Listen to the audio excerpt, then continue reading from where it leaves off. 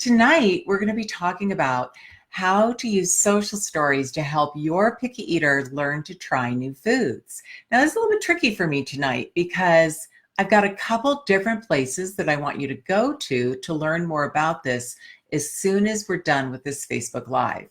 But in short, when you're using a social story, what you're doing is taking a picture of your child eating various foods, and then you can either make a picture book with a script that I'm going to provide to you, or you can actually use Adobe Spark, which is an application that will either create a picture book or a video for you. And that's what I like to use. So I'm going to be explaining that to you in just a minute. But first, just to kind of give you a background on social stories.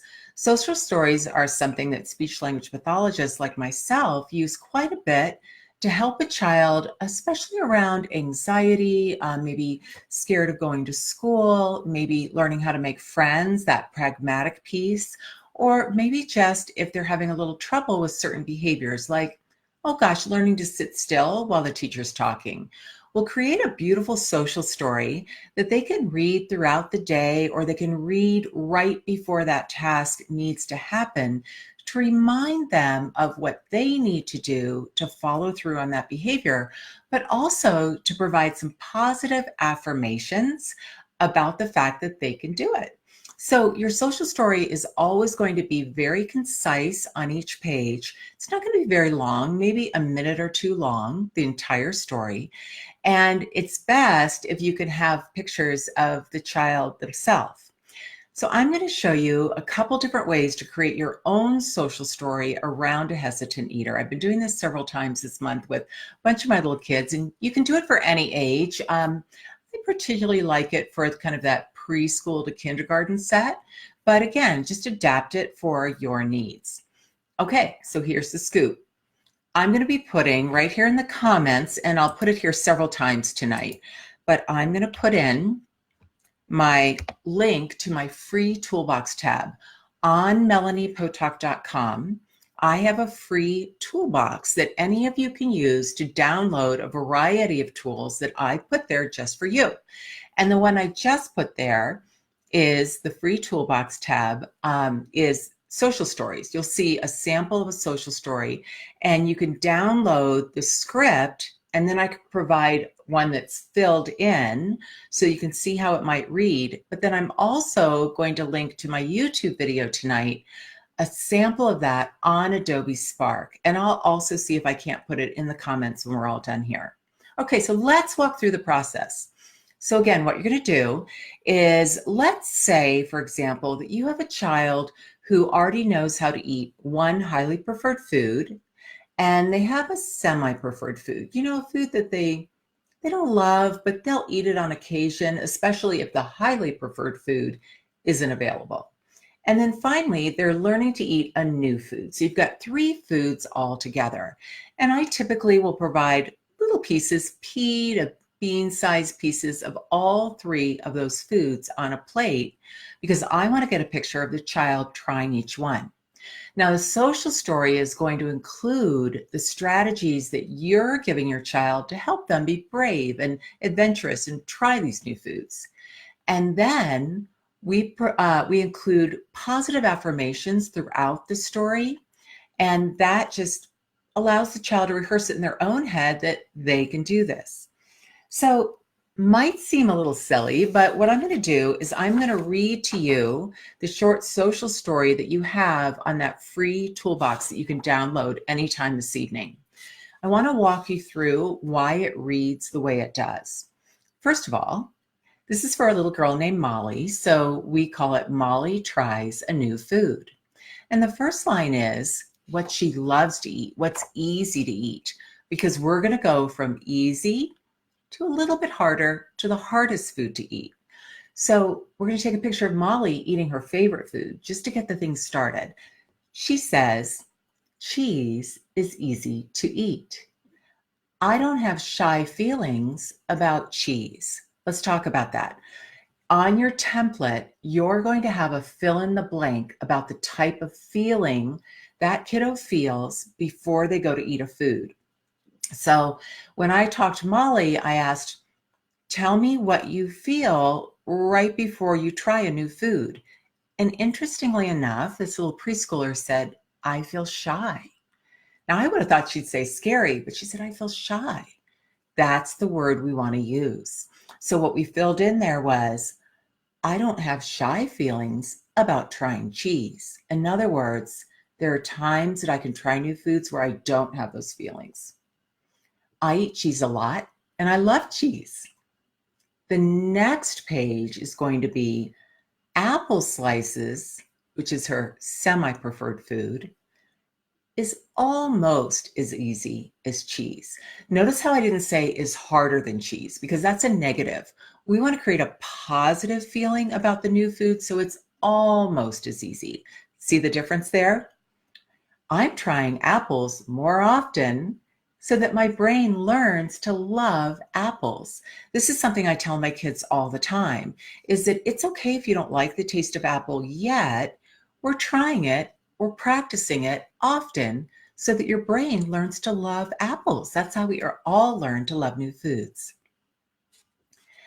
Apples are not my favorite, but I'm liking them a little bit more each day because she's practicing. The third food is the new food. And you can fill in the blank with whatever that new food is, but I've used the example here of pears. Pears are not as easy for me as apples.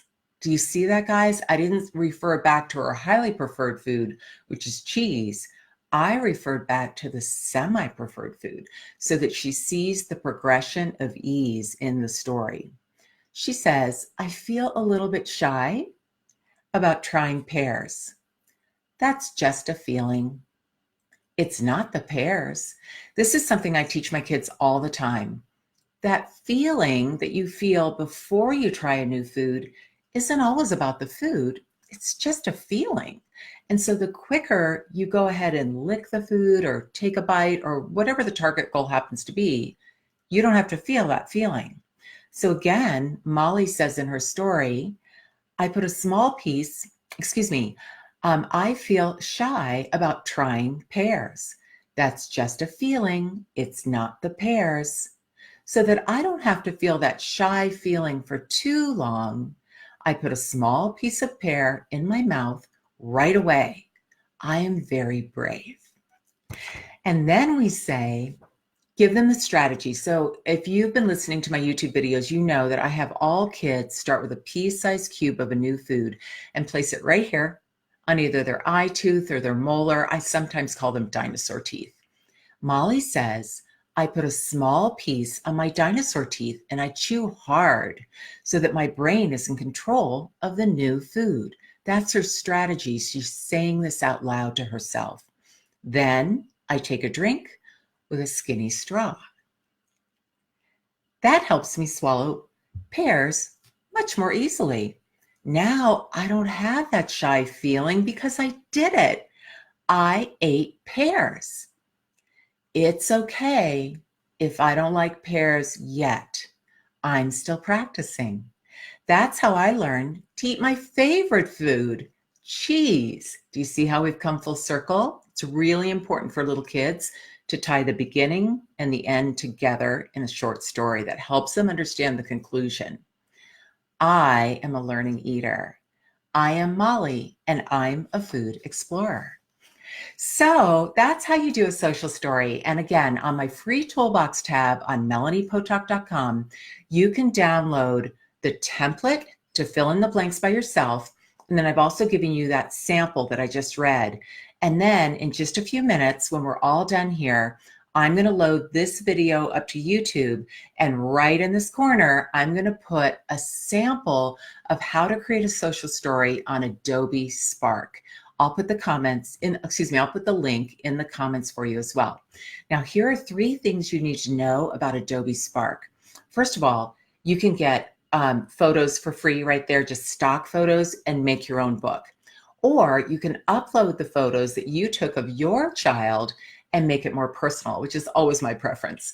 And then the third thing you need to know is that you can actually make a video, and you can record your voice reading the story And or you can have your child's voice reading the story.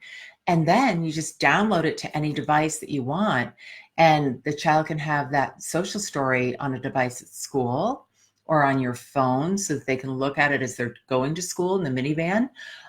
They can have it at home on maybe their iPad so that you can read it together and listen to it together before they go to bed. There's so many different opportunities to use social stories to get a child's anxiety down about a new situation or when they're learning a new skill, and to just have fun together and learn to read together as well, because the words themselves will be printed right on Adobe Spark for you.